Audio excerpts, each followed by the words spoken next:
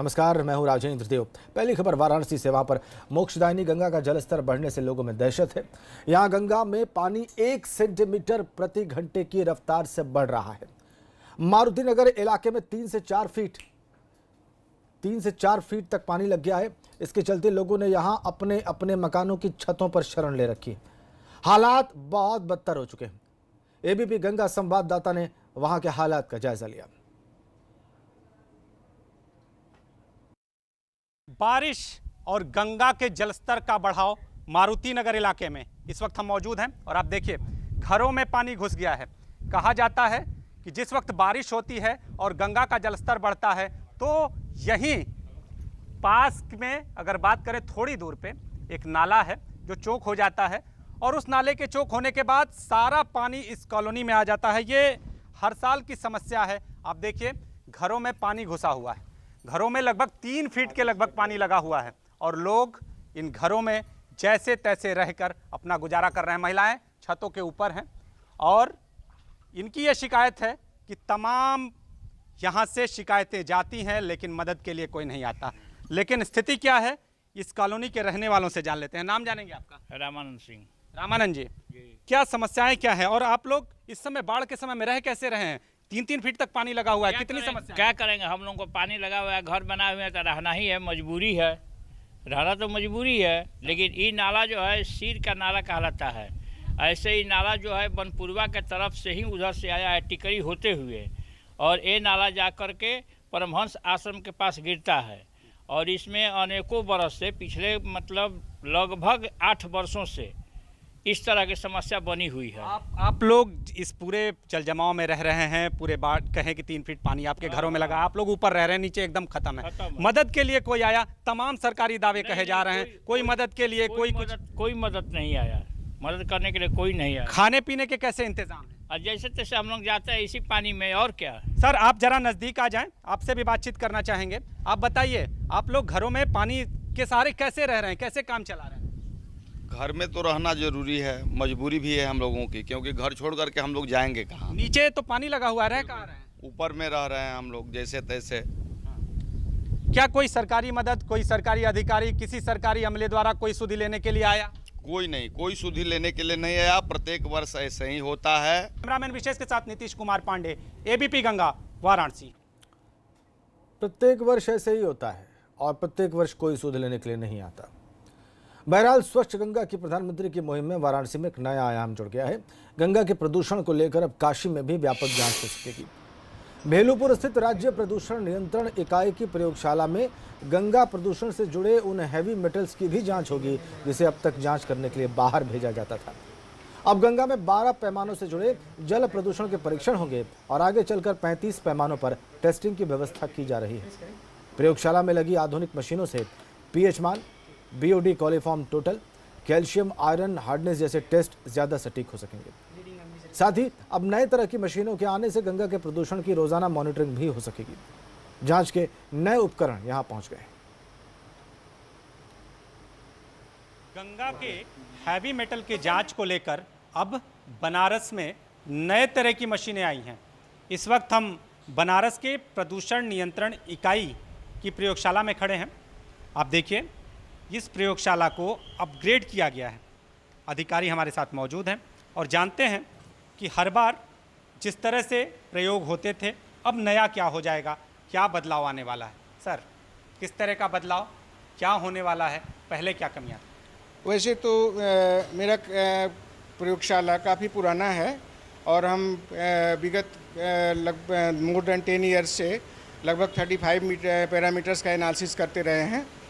और अभी जो हम नया कुछ करने जा रहे हैं ये हमारा प्रयोगशाला का उच्चीकरण हो रहा है और नेशनल लेवल पर NABL की मान्यता प्राप्त करने जा रहे हैं और NABL से संबंधित जो भी हमारे क्वेश्चनियर आ रहे हैं उनका हम रिप्लाई कर रहे हैं, उस तरह से तैयारी कर रहे हैं। जैसे हमारा सैंपल अगर कहीं से आता है उसकी कोडिंग होगी, बार कोडिंग होगी, उसके बाद में हम उसका एनालिसिस करेंगे। और जो इंस्ट्रूमेंट भी आ रहे हैं हमारे जैसे पीएच मीटर के हैं और भी जितने भी आ रहे हैं बीओडी इंक्यूबेटर्स वगैरह हैं, सब लेटेस्ट आ रहे हैं। सीओडी के वगैरह और भी जो एनालिसिस के हमारे ऑपरेटर्स हैं तो हम एथेंसिटी उसकी और हम गुणवत्ता और अच्छी तरह से जान सकेंगे। कुछ और भी हमारे साथ जो इस लैब के कर्मचारी हैं वो मौजूद हैं, इनसे हम जानकारी लेंगे, इनसे हम जानेंगे कि ये किस तरह की मशीनें हैं और इनकी कार्यशैली क्या क्या होगी, तो इनसे हम जानेंगे। पहले हम आपका नाम जानना चाहेंगे। शिवम त्रिपाठी JRF। शिवम जी, किस तरह की मशीनें पहले थी, अभी नया क्या है, इससे किस तरह का बदलाव आएगा? अब जो मशीनें आ रही हैं वो स्पेक्ट्रोफोटोमीटर हैं, वो डिजिटल हैं। पहले जो होते थे वो मैनुअल होते थे, अब जो है स्पेक्ट्रोफोटोमीटर, उससे अब हमारा टाइम कम लगेगा, कम टाइम में ज़्यादा से ज़्यादा सैंपल हम कर सकते हैं। तो सारी मशीनें इस तरह की हैं। पहले कुछ अगर जांच के नमूने बाहर भी भेजने पड़ते थे, तो अब क्या बदलाव आ जाएगा? क्या यहीं पे सारी जांचें हो जाएंगी? बात यह है कि गंगा का जो प्रदूषण है, हैवी मेटल्स हैं, उनकी जांच क्या अब इसी लैब में संभव होगी? ये बदलाव आ रहा है? जी, ये संभव हो सकेगा। क्या संभव हो सकेगा? अब जो पैरामीटर्स हैं जो आप कह रहे हैं हैवी मेटल्स, वो अब अपने लैब में भी हम कर सकते हैं। वो कौन सी मशीनें होंगी, क्या नाम है उनके? स्पेक्ट्रोफोटोमीटर हैं वो, UV विजिबल भी हैं, विजिबल रेंज के भी हैं। तो यहाँ पर जो वैज्ञानिक हैं, जो टेस्ट करने वाले लोग हैं, उनका ये कहना है कि जो नमूने बाहर भेजने जाते थे उनकी भी जांच अब इस लैब में संभव होगी। तो निश्चित तौर पे जल प्रदूषण को लेकर बड़ी मुहिम और वो यहाँ पर कारगर साबित होती नजर आ रही है। कैमरामैन विशेष के साथ नीतीश कुमार पांडे, ABP गंगा, वाराणसी। जोरदार बारिश आने का असर नदियों पर भी पड़ता है। नदियों में उफान आता है, उसका पानी गांव की ओर भागता है। प्रदेश की कई नदियों का पानी इन दिनों फिर से उफान पर है और गांव के गांव तबाह हो रहे हैं।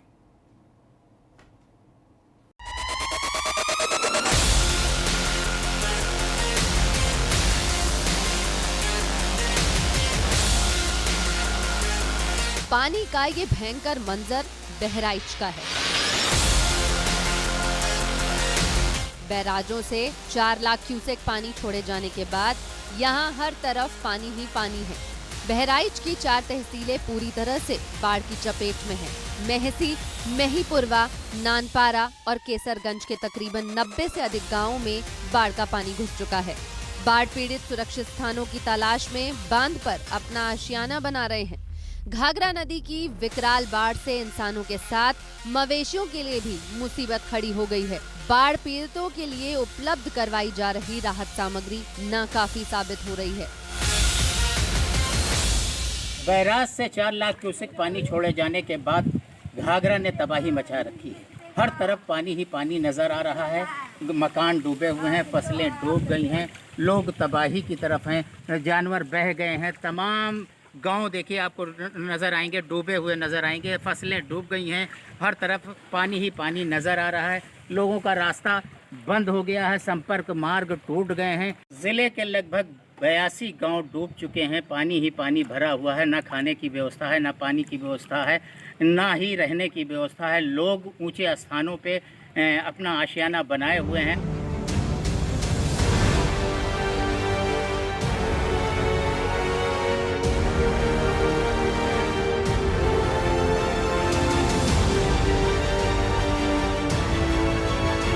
गोंडा में घाघरा नदी में आई बाढ़ ने कैसा कहर ढाया है, उसे इन तस्वीरों में देखा जा सकता है।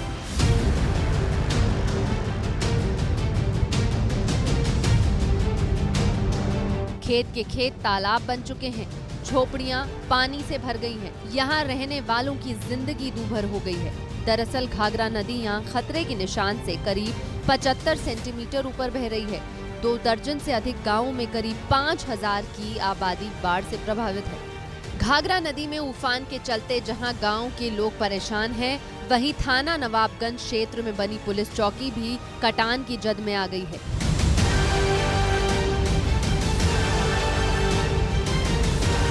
चौकी के कर्मचारी नदी के कटान के चलते दहशत में जी रहे हैं। बीते 15 दिनों से रुक रुक कर हो रही कटान के चलते चौकी परिसर में बने स्नान घर, शौचालय धराशायी हो गए हैं। दत्तनगर में चौकी मौजूद है। इसे बहान और पानी के बहान से इसे चौकी में बहुत कटान हो गया है। इसमें बाथरूम रहा, स्नान घर रहा और उसके बावजूद मेरी दीवारें थी वो भी क्षतिग्रस्त हो कट गई हैं। चौकी बहुत सारा नुकसान हुआ है इसमें।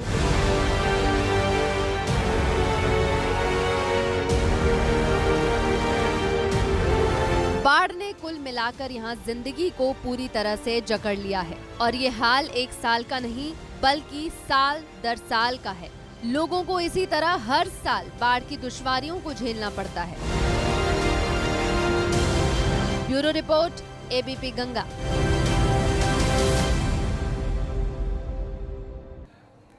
इधर पश्चिमी उत्तर प्रदेश में मूसलाधार बारिश से बुलंदशहर में एक मकान जमींदोज हो गया। मकान पूरी तरह से भरभरा कर गिर गया है। ये देखिए आप तस्वीरें, मकान गिरने से पूरे इलाके में अफरा तफरी फैल गई। हादसा बुलंदशहर के सिकंदराबाद कोतवाली इलाके के दुल्हरा गांव का है और गनीमत इस बात की थी कि हादसे के वक्त घर में कोई मौजूद नहीं था और इसीलिए किसी के घायल होने की भी कोई खबर नहीं है। लेकिन यह हादसा बहुत भयावह था। इसमें जान माल की बड़ी हानि हो सकती थी जो बच गई।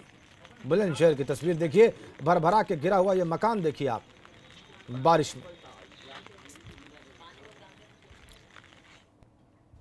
तो 2 दिन से हो रही बारिश के चलते प्रदेश के छोटे गांव और शहरों की हालत तो खराब है ही, बड़े शहरों में भी जल जमाव ने सारे सिस्टम की पोल खोल कर रख दी। नोएडा, ग्रेटर नोएडा, इन तमाम जगहों पर पानी मुख्य चिकित्सा अधिकारी और थाने में घुस गया है। सारा कामकाज यहां पर ठप हो चुका है।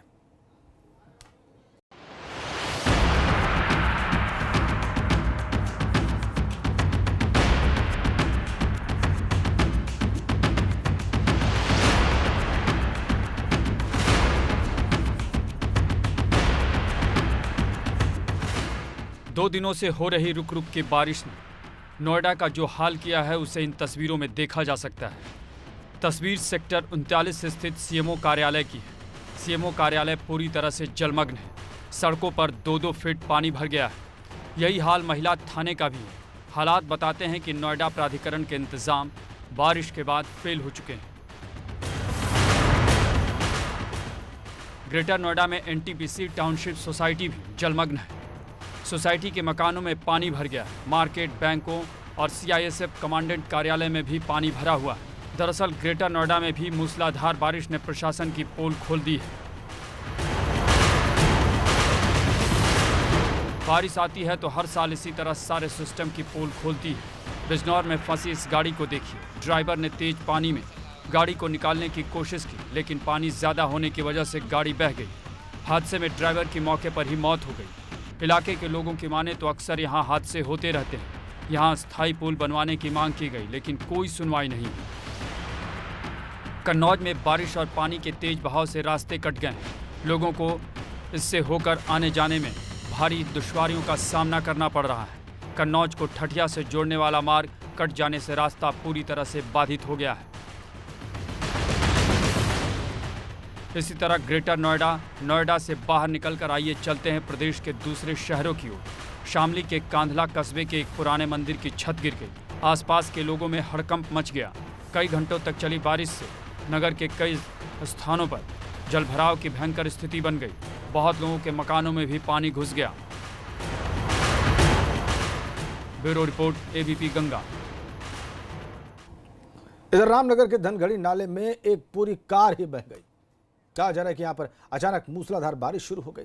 इस नाले में अचानक पानी आ गया। कार दूसरी ओर आ रही थी और इसीलिए कार सवारों के बारे में कोई जानकारी नहीं मिल पा रही। कुछ लोगों का कहना है कि कार सवारों को निकाल लिया गया है।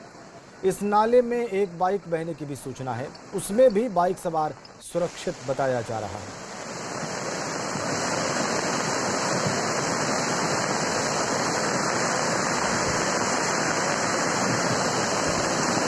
देखिए आप नदी में सैलाब और बही हुई कार को। कार बहकर एक किनारे लगी हुई है पेड़ के सहारे। और जरा नदी का आप सैलाब देखिए। रामनगर में पानी इतनी जोर से आया कि कार बहकर एक हिस्से का उसका सैलाब के एक कोने में जा लगी। आइए अमरोहा की बात करते हैं। वहां पर हल्की बारिश में अमरोहा शहर पानी पानी हो गया। शहर की मुख्य सड़कों पर 2 से 3 फीट पानी जमा हो गया। लोगों का घरों से निकलना दुश्वार हो गया। नगर पालिका के दावों की एक बार फिर से पोल खुल गई।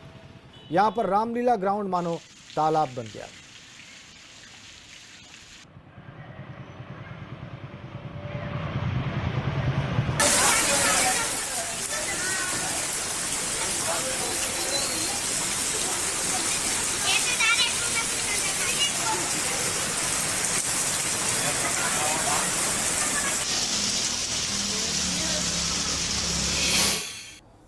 और इसी बीच में एक बड़ी खबर कानपुर के बिकरू कांड से जुड़ी हुई इस वक्त हमारे पास है। आरोपी रमेश और मनीष ने अवैध असलहे बरामद कराए हैं।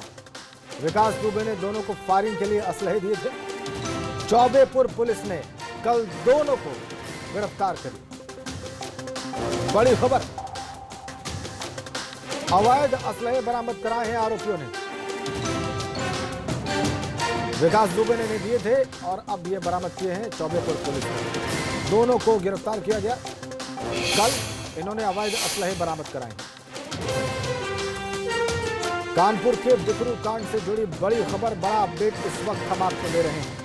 आरोपी रमेश और मनीष ने अवैध असलहे बरामद कराए। अब खबर लखनऊ से है। वहां पर घर के अंदर बुजुर्ग दंपत्ति की बेरहमी से हत्या कर दी गई। हत्या की वारदात निगोहा इलाके की है। बुजुर्ग दंपत्ति के शव घर के अंदर खून से लथपथ हालत में मिले हैं। घर के 50 मीटर दूर एक और लाश मिली है। यानी इलाके में एक साथ 3 हत्या की वारदातों को अंजाम दिया गया।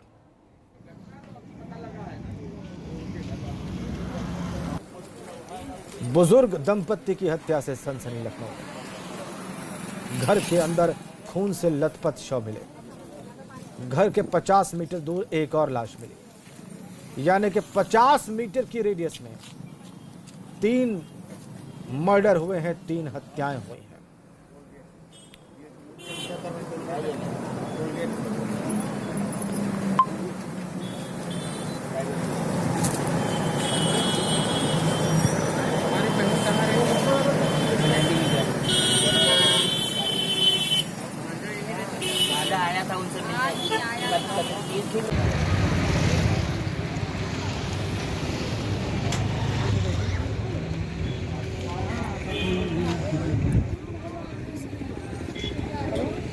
संतोष शर्मा हमारे साथ, हमारे सहयोगी फोन लाइन पर जुड़ गए। संतोष, क्या मालूम पड़ रहा है आपको इन वारदातों के बारे में?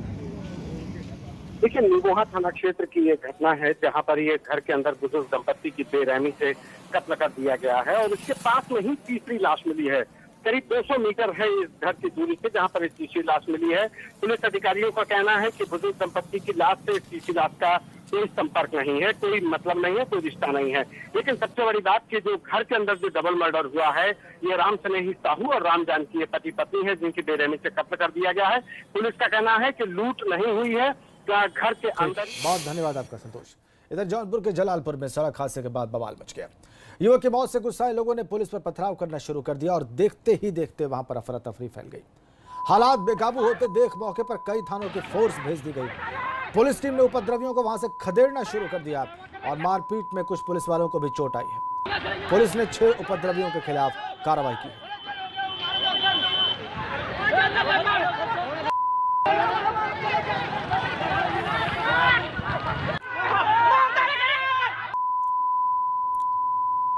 मौत पर गुस्से में लोग पथराव किया। देखिए आप कैसे